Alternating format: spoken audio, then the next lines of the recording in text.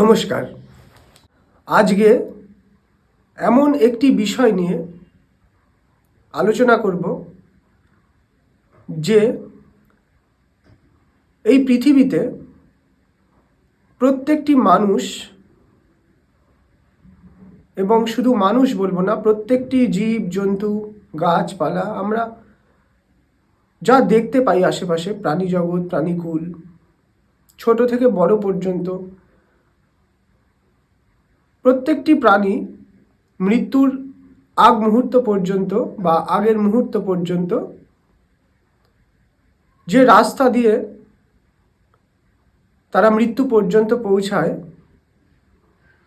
সেই রাস্তাটা খুব একটা সহজ বা সরল বা নিজের মতো থাকে না। বিভিন্ন ঘাত প্রতিঘাতের মধ্যে দিয়েই মৃত্যু পর্যন্ত পৌঁছাতে হয়। সে কোনো বনের হিংস্র জীবজন্তুই হোক না কেন,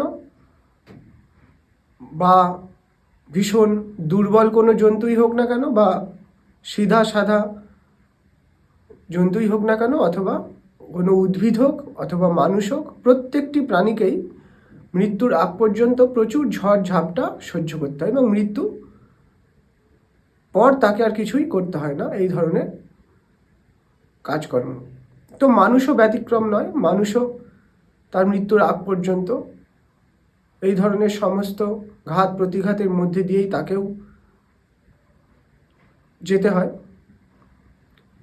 কিন্তু মানুষের যেমন একটি আশীর্বাদ আছে ঈশ্বরের বা এই ইউনিভার্সের, সেই আশীর্বাদটি কখনো কখনো অভিশাপ হয়ে দাঁড়ায়। সেটি হচ্ছে কল্পনা শক্তি বা ব্রেন থেকে ভাবনা চিন্তার ক্ষমতা। এই ভাবনা চিন্তার ক্ষমতার দ্বারা আমরা যেমন আমাদের এই জীবনটাকে অতি সহজ সরল করতে পারি, ঠিক এই ভাবনা চিন্তার দ্বারা আমাদের জীবনকে এমন একটা কঠিন পরিস্থিতির মধ্যে নিয়ে গিয়ে আমরা ফেলে দিই, যেখান থেকে আমাদের বিভিন্ন ধরনের শারীরিক সমস্যা হয়। হ্যাঁ, ঠিক শারীরিক সমস্যাই হয়। এবং এই শারীরিক সমস্যা থেকে মুক্তি পাওয়ার জন্যে আমরা বিভিন্ন ডাক্তার, বিভিন্ন কবিরাজি, এই সমস্ত আমরা ট্রিটমেন্ট করা শুরু করি। দেখুন, একটি বিষয় যেটা হচ্ছে, আমাদের বা প্রত্যেকটি প্রাণীর একটি ক্ষয় আছে। যেমন চোখ দেখতে দেখতে মৃত্যুর দিকে এগিয়ে যায়, হৃৎপিণ্ড চলতে চলতে মৃত্যুর দিকে এগিয়ে যায়, পা হাঁটতে হাঁটতে মৃত্যুর দিকে এগিয়ে যায়, কান শুনতে শুনতে মৃত্যুর দিকে এগিয়ে যায়। মৃত্যু কোনো আকস্মিক ঘটনা নয়, কোনো অ্যাক্সিডেন্ট আলাদা বিষয়, কোনো মৃত্যু কোনো আকস্মিক ঘটনা নয়। যেদিন থেকে জন্ম শুরু সেদিন থেকেই মৃত্যু শুরু হয়। প্রত্যেক দিন ক্ষয়ের মাধ্যমে আস্তে আস্তে মৃত্যুর দিকে প্রত্যেকটি প্রাণী বা জীবজন্তু মৃত্যুর দিকে পৌঁছায়। কিন্তু আমি যেটা বলতে চাইছি, এটা তো স্বাভাবিক বিষয় যে ক্ষয় আস্তে আস্তে আমাদের শেষ করবেই বা মৃত্যু দিকে এগিয়ে নিয়ে যাবে, এবং একদিন মৃত্যু আমাদের পুরোপুরি গ্রাস করবে। কিন্তু কিছু কিছু ক্ষেত্রে দেখা যায়, বা ম্যাক্সিমাম ক্ষেত্রে দেখা যায়, যে আমরা আমাদের জীবনে ভীষণ রকম চিন্তাগ্রস্ত হয়ে পড়ি। আমাদের কর্মজীবনে ভীষণ রকম চিন্তাগ্রস্ত হয়ে যাওয়ার ফলে সেই চিন্তা বা দুশ্চিন্তা আমাদের শারীরিক যে সিস্টেম, সেই সিস্টেমে বিভিন্ন রকম অস্বাভাবিক কিছু তারতম্য ঘটে, এবং তার ফলে আমাদের বিভিন্ন ধরনের রোগের সৃষ্টি হয়। এবং সবসময়ের জন্যই বলা হয়, এইটার থেকে ওই রোগ সৃষ্টি হয়, এইটার থেকে ওই রোগ সৃষ্টি হয়। অর্থাৎ বিভিন্ন ধরনের টেনশন থেকে সুগার থেকে আরেকটি কোনো রোগের সৃষ্টি হয়, অথবা ব্লাড প্রেশার, গ্যাস অম্বল, এই ধরনের প্রচুর ছোট ছোট রোগ আছে, বা এগুলো আস্তে আস্তে মৃত্যুর দিকে আমাদের আরও দ্রুত এগিয়ে নিয়ে যায় বা আমাদের একদম অক্ষম করে তোলে। তো আমরা যদি প্রথম থেকে আমরা যদি কিছু জিনিস অভ্যাস করি, সেই অভ্যাস আমাদের এই সমস্ত কিছু জিনিস থেকে অনেক দূরে রাখবে। তো সেরকমই একটা অভ্যাস আপনাদের আমি দেখাচ্ছি। আমি নিজেও করে থাকি এবং এখান থেকে আমি ভীষণভাবে উপকার পাই, এবং আমি যেটা নিজে উপকার পাই সেটাই শেয়ার করি, এবং শেয়ার করাটা একটা কর্তব্যের মধ্যে পড়ে। আমার কোনো বন্ধু যদি একটা আচার খেয়ে আমাকে বলে যে অগ্নি দেখ, এই আচারটা খুব ভালো খেতে, তুইও খাস, কিন্তু আমি সেই বন্ধুর কথা শুনে আচারটা খেলাম না, কিন্তু আপনাকে বললাম আচারটা ভালো খেতে, আচারটা আপনি খেতে পারেন। আমি সেই কাজ করি না। আমি আগে নিজে আচারটা খাই, আচারটা খেয়ে দেখি আচারটার মধ্যে কি আছে। তবে স্বাদ এক এক জনের এক এক রকম, অনুভব করার ক্ষমতা এক এক জনের এক এক রকম। তো সেই আচারটা আমি ভালো বা মন্দ আমি কিছুই বলবো না, সেই আচারটা এই রকম খেতে, আমি সবার অনুভব এক জায়গায় করে আমি সেই আচারটা শেয়ার করব, বা আচারের স্বাদটা এই ধরনের আমি শেয়ার করব। ভালো বা মন্দর দিকে আমি যাব না, কারণ কেউ ঝাল বেশি খায়, কেউ ঝাল কম খায়, কেউ মিষ্টি বেশি খায়, কেউ মিষ্টি কম খায়। এক একজন এক এক রকম স্বাদ নিতে পছন্দ করেন। তো মূল বিষয় হচ্ছে আমি কোনো জিনিস অনুভব না করে আমি কখনোই আপনাদের সাথে শেয়ার আমি করব না। তো সেই রকমই একটা অভ্যাস, যেই অভ্যাসের দ্বারা আপনি এতটা রিল্যাক্স হবেন যে 10-15 মিনিট পর আপনার ভিতরে এমন একটা শক্তি অনুভব করবেন আপনি, যে এগুলো ভাষায় ঠিক প্রকাশ করা যায় না। এবং পাশাপাশি যেটা হবে, ইউনিভার্সের সাথে আপনার একটা লিঙ্ক আপ তৈরি হবে, একটা কানেকশান তৈরি হবে। কানেকশান তো আছেই, কিন্তু ঘনিষ্ঠ হবে। এর ফলে কি হবে, অনেক বাধা বিপত্তি আপনার জীবন থেকে সরে যাবে ঠিক বলবো না, যেগুলো আসার সেগুলো আসবেই, কিন্তু আপনাকে আঘাত করতে পারবে না। ঠিক কীরকম, যারা যারা সমুদ্রে গেছেন, পুরী গেছেন বা দীঘায় গেছেন, তারা অনুভব করে থাকবেন বা দেখে থাকবেন যে যারা জলে নেমেছে কিন্তু ঢেউয়ের সাথে খেলা করতে পারছে না, তারা ভীষণভাবে সমুদ্রের জলে আছড়ে পড়ছে, কারোর হাত পাও কখনো কখনো ভেঙে যায়। কিন্তু যারা ওই ঢেউয়ের সাথে খেলা করতে পারছে, তারা ভীষণভাবে মজা করছে। অর্থাৎ ওই ঢেউগুলো হচ্ছে জীবনের ঘাত প্রতিঘাত আমি যদি ধরে নিই, আর আমি ওই ঢেউয়ের সাথে যদি খেলা করতে পারি,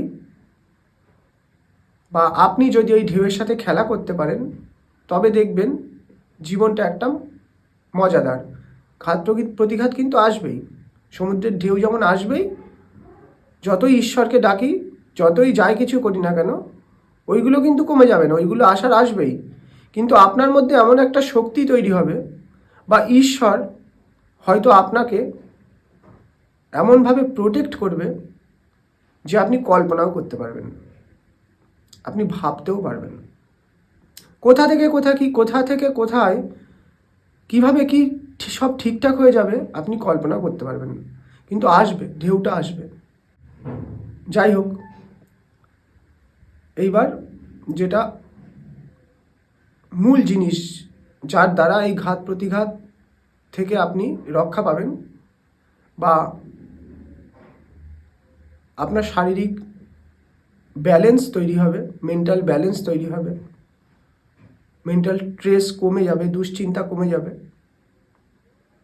সেইটি দেখিয়ে নিই। আমরা যারা ডান হাতে সমস্ত কাজ করি, ডান হাত দিয়ে খাই, ডান হাত দিয়ে লিখি, এরকম যারা আমরা ডান হাতে সমস্ত কাজ করি, তারা ডান পায়ের ওপর বাঁ পাটা তুলবেন।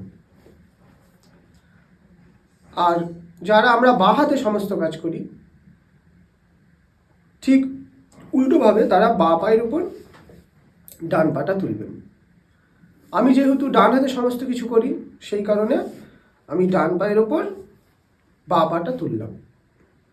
এইবার যারা ডান হাতে সমস্ত কাজ করবেন তারা ডান হাতটা আগে রাখবেন, আর যারা বাঁ হাত সমস্ত কিছু করেন তারা ঠিক পায়ে যেটা বললাম সেটা করে বাঁ হাতটা আগে রাখবেন। বারবার একটা জিনিস দেখালে ভিডিও অনেকটা বড় হয়ে যাবে, আপনাদের দেখার কোনো ধৈর্য থাকবে না। এমনিতেই অনেকটা বড় হয়ে যাচ্ছে, কারণ এগুলো এমন কিছু বিষয় যেগুলো না বললেই নয়। যাই হোক, তাহলে আমি ডান হাতে সব কিছু করি, তাই ডান পা নিচে, বাঁ পা উপরে, ডান হাত উপরে, বাঁ হাত নিচে। ঠিক এইরকমভাবে যারা বাঁ হাতে সমস্ত কিছু করেন ঠিক উল্টোভাবে যা করছি ঠিক উল্টোভাবে করবেন। এইবার কি করতে হবে, এইবার শান্ত হয়ে চুপ করে বসতে হবে কিছুক্ষণ। শ্বাস প্রশ্বাস ভীষণ স্বাভাবিক, শরীর পুরো ছেড়ে দিতে হবে। কোথাও যেন কোনো জড়তা, কোথাও কষ্ট, মানে শারীরিক কোনো কষ্ট, বসতে কষ্ট হচ্ছে, এই চেয়ারটা ভালো না, সেইগুলো থেকে অনেক দূরে চলে যেতে হবে, রিল্যাক্স হয়ে যেতে হবে, শ্বাস প্রশ্বাস স্বাভাবিক করতে হবে। তারপরে খুব ধীরে ধীরে শ্বাস প্রশ্বাস স্বাভাবিক রেখে বাঁ হাতটা আস্তে আস্তে আস্তে আস্তে আস্তে আস্তে, ভীষণ আস্তে, যত আস্তে পারবেন, শ্বাস প্রশ্বাস ভীষণ স্বাভাবিক, আস্তে আস্তে বুকের এখানে ঠেকাতে হবে, হৃদয়ে আপনি হাতটা এখানে রাখলেন। আবার ঠিক ওপরে আস্তে আস্তে আস্তে আস্তে, ঠিক নাকের একদম ডগায়, একদম নাকের ডগায় এটা ঠেকালেন, দিয়ে আবার আস্তে আস্তে ভীষণ ধীরে ধীরে, শ্বাস প্রশ্বাস ভীষণ স্বাভাবিক, আবার আপনি এখানে এনে হাতটা ঠিক এখানে যেখানে থেকে আপনি শুরু করেছিলেন ঠিক সেই জায়গায় আপনি এনে রাখলেন। আবার আপনি রিপিট করলেন, শ্বাস প্রশ্বাস স্বাভাবিক, হাতটা বুকের এখানে আপনি হাতটা রাখলেন, আবার নাকে, আবার যথাস্থানে যেখান থেকে শুরু করেছিলেন। এইটা কিন্তু ভীষণ আস্তে করতে হবে, ভীষণ আস্তে, ভীষণ, যতটা আস্তে আপনি করবেন তত আপনি উপকার পাবেন, তত দ্রুত উপকার পাবেন। এটা আপনি অফিস থেকে ফিরে, কোনো কাজ থেকে ফিরে, কোনো ছাত্র বা ছাত্রী পড়তে বসার আগে, কোনো মিউজিশিয়ান প্র্যাকটিস করার আগে, যে কোনো কিছু করবার পূর্বে বা যে কোনো কিছু করবার পরে আপনি এই জিনিসটা যদি করেন, এই জিনিসটা যদি আপনি করতে থাকেন, তাহলে আপনি নিজে ফিল করতে পারবেন যে আপনার মধ্যে কি পরিবর্তন ঘটে গেল। ওই 5 মিনিট যদি আপনি করেন বা 10 মিনিট করেন, ওর সময়ই আপনি ফিল করে ফেলবেন। আপনাকে আলাদা করে 5 দিন পরে হবে বা 7 দিন পরে হবে ভাবতে হবে না। আপনি অফিস থেকে ফিরলেন, অফিসে ভীষণ ছন্নছাড়া পরিস্থিতি, মেন্টাল স্থিতি নেই, গুছিয়ে নেই, উল্টোপাল্টা হয়ে রয়েছে, ভাবনার ক্ষমতা নেই, চিন্তা ভাবনার ক্ষমতা নেই। আপনি যান, এই ছোট্ট জিনিসটি করুন। উপকার যদি আপনি না পান, কমেন্ট করবেন। ব্লাড প্রেশার কমে যাবে, সুগার কমে যাবে, কারণ নার্ভের প্রবলেম থাকলে নার্ভের প্রবলেমও কমে যাবে, এবং মনোসংযোগ বৃদ্ধি পাবে। কি কি হবে আপনি কল্পনা করতে পারবেন না। বাড়ির বাচ্চাদের শেখান, বাচ্চারা বয়স্ক মানুষদের শেখান। আমি চাই প্রত্যেকটা মানুষ ভালো থাক, প্রত্যেকটা মানুষ সুস্থ থাক, ওষুধ না খেয়ে, যতদূর সম্ভব ওষুধ না খেয়ে ভিতর থেকে আমাদের যে ঈশ্বর ক্ষমতা দিয়েছে সেই ক্ষমতাটাকে আমরা কাজে লাগাই এবং আমরা ভালো থাকি, হ্যাপি থাকি, খুশি থাকি। প্রত্যেকে ভালো থাকবেন।